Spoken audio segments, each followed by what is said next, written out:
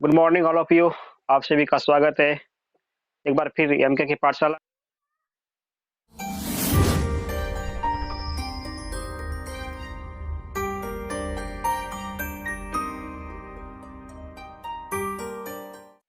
आज मैं आप लोगों के बीच ट्रिकी जीके का दूसरा क्लास लेकर आया हूं, जहां पर आज मैं आप लोगों से बात करूंगा बंगाल की खाड़ी में गिरने वाली नदियां। इससे पहले मैं फर्स्ट वीडियो दिया था, उसमें मैं बात किया था कि पूरे वर्ल्ड में ऐसे कौन-कौन से कंट्री हैं जहां पर डॉलर मुद्रा प्रचलित है, या फिर कौन से ऐसे कंट्री है जहां पर मुद्रा मुद्रा प्रचलित है। अगर आपने वो वीडियो नहीं देखे हैं तो कृपया हमारे प्लेलिस्ट में जाकर उस वीडियो को देख सकते हैं। आज मैं इसकी बात करने वाला हूं बंगाल की खाड़ी में गिरने वाली कौन-कौन सी नदियां हैं। तो ब्रह्मपुत्र, कृष्णा, कावेरी, गोदावरी, महानदी और गंगा, ये सभी नदियां बंगाल की खाड़ी में गिरती हैं। इसमें से एग्जाम में अगर इसका पूछने का तरीका पूछा जाए, तो एग्जाम में मैक्सिमम एग्जाम में इसका क्वेश्चन को देखा गया है, उनमें इस प्रकार से क्वेश्चन आते हैं कि इनमें से कौन सी ऐसी नदियां हैं जो बंगाल की खाड़ी में नहीं गिरती हैं। हो सकता है कि कुछ एक ऐसा नदी होगा जो इन सारी नदियों में से बाहर हो, तो आप वो आंसर लगा देंगे। या फिर ऐसा भी पूछा जा सकता है कि इनमें से कौन सी नदियां ऐसी हैं जो बंगाल की खाड़ी में गिरती हैं।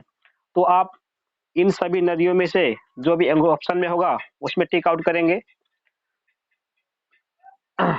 तो रही बात इन सारी नदियों को किस प्रकार से याद किया जाए, तो इसके लिए सबसे बेस्ट ट्रिक का मैंने प्रबंध किया है, और वो है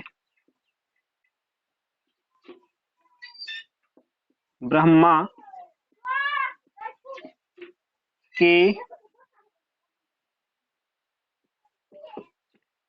गोद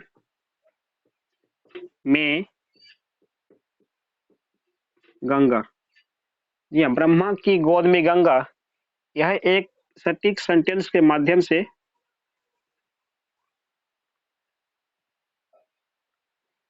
हम इन पांचों यानी 6 नदियों का नाम बहुत ही आसान तरीकों से याद रख सकते हैं। तो ब्रह्मा से स्पष्ट है कि ब्रह्मा से ब्रह्मपुत्र नदी, और की से क्या ले लेंगे, की से कृष्णा, या फिर की से कावेरी को ही याद रखेंगे। और गोद से आप याद रखें, गोद से गोदावरी, और ये जो मे है इससे क्या हो गया, मे से महानदी, गंगा तो खैर गंगा तो है ही। इस प्रकार से ब्रह्मा की गोद में गंगा के माध्यम से इन पांचों नदियों का नाम बहुत ही आसान तरीकों से आप याद रख सकते हैं। इसी प्रकार से मैं दूसरे क्वेश्चन की अगर बात करूं, तो इसमें लिखा हुआ कि खंबात की खाड़ी में गिरने वाली कौन कौन सी नदियां हैं, या फिर खंबात की खाड़ी में गिरने वाली नदियां क्या हैं। इसमें 4 ऐसी नदियां हैं जो कि खंबात की खाड़ी में गिरती हैं। अब कौन कौन सी नदी है, माही, साबरमती, ताप्ती और नर्मदा। तो इन 4 नदियों को भी याद रखने के लिए इसके लिए भी बहुत ही बेस्ट ट्रिक रखा गया है, जो होगा मस्ताना। आप एक वर्ड सिर्फ मस्ताना से इन चारों नदियों का नाम याद रख सकते हैं। वह किस प्रकार से, जैसे देखा जाए तो म से क्या बनेगा, म से माही, स से क्या होगा, स से साबरमती।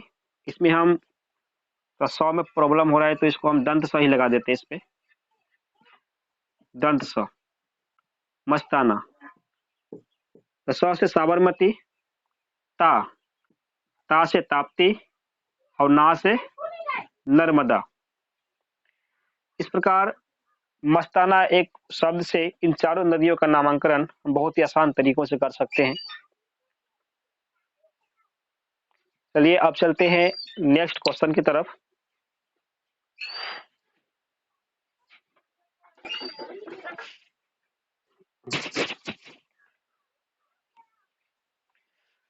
अब बात करते हैं प्रशांत महासागर में गिरने वाली नदियां, उसके बाद कौन कौन से हमारे अदिश राशि हैं, इस पर बात करते हैं।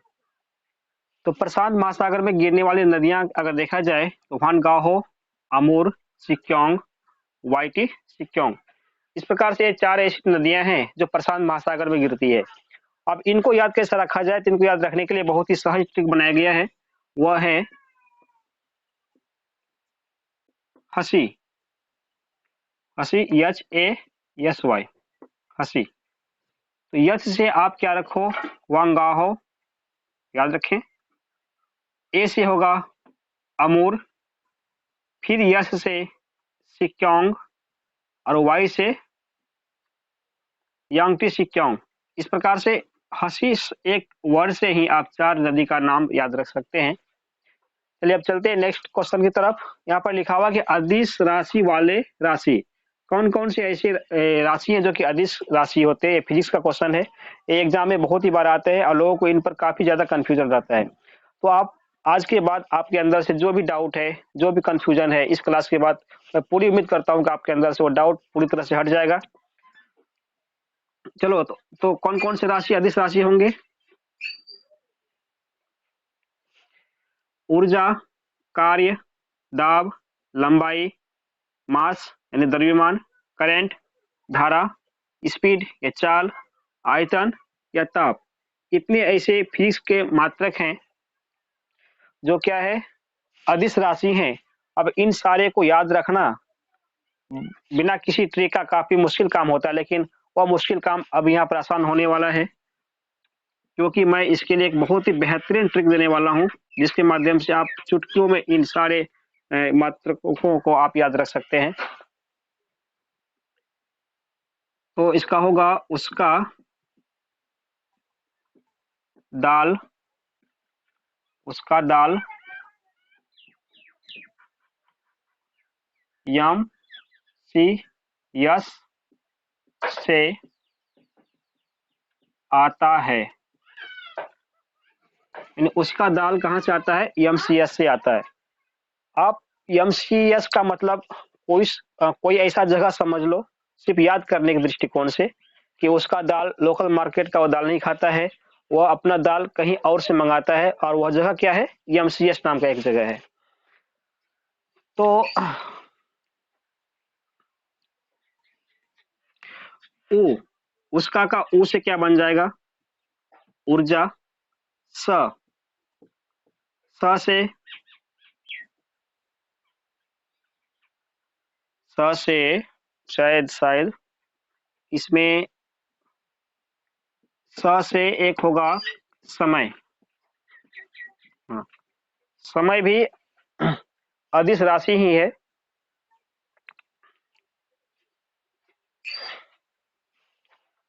तो ऊ से उस ऊर्जा, स से समय, का से कार्य, दा,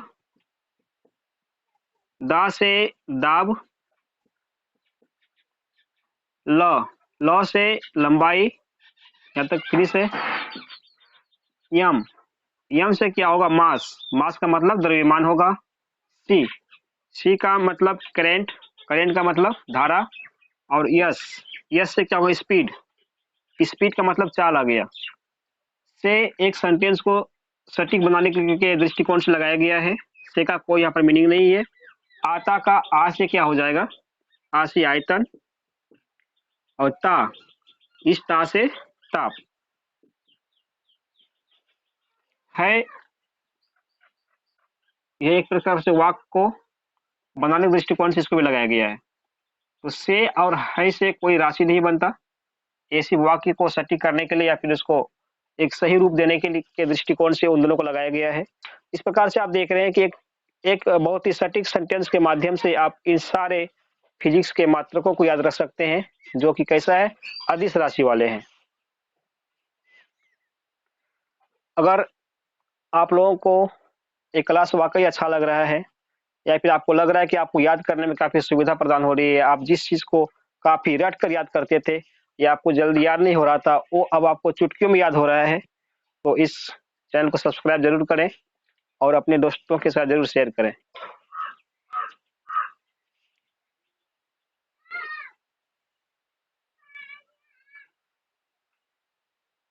चलो अब इसमें बात करते हैं कि सदिश राशि वाले कौन कौन से मात्रक हैं।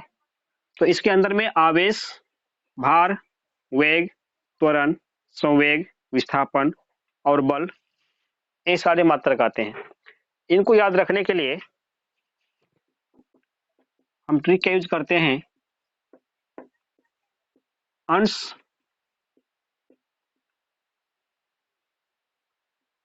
भवे बेबत्व, अंश भवे बेबत्व, यानी अंश नाम का कोई व्यक्ति है, वह कैसा हो गया? बेबत्व हो गया, बेबत्व हो गया। वैसा दूसरा टाइप का लिंग में लग रहा है, लेकिन अंश एक नाम किसी भी व्यक्ति को याद रखो, वह कैसा हो गया है? बेबत्व हो गया है, यानी अंश भवे बेबत्व। तो इनसे आप देखते हैं कि इन सभी वर्ण से किस प्रकार से इनका नामांकन करें। तो अ से क्या हो जाएगा? आवेग। अ से आवेश, सॉरी अ से आवेश। स से क्या होगा? स से संवेग, स से संवेग। अ से आवेग, स से संवेग। भ से भार, वे से वेग, बे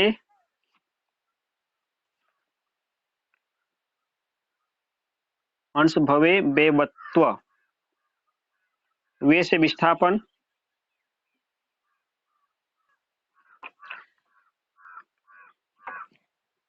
इसको वे की जगह पे अगर बी कर दिया जाए, विस्थापन वी कर दिया जाए तो ज्यादा सटीक बनेगा।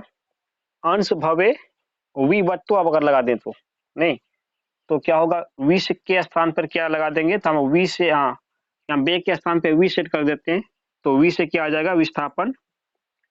और ब से तो बल है ही, ब से बल, बच गया त्व से त्वरण, त्व से त्वरण। इस प्रकार अंश भवे विवत्व के माध्यम से हमने सदिश राशि से संबंधित जितने भी मात्रक होते हैं उनको बहुत ही अच्छी तरीके से याद कर पाए। तो आज की क्लास में इतना, यहीं तक ही। धन्यवाद।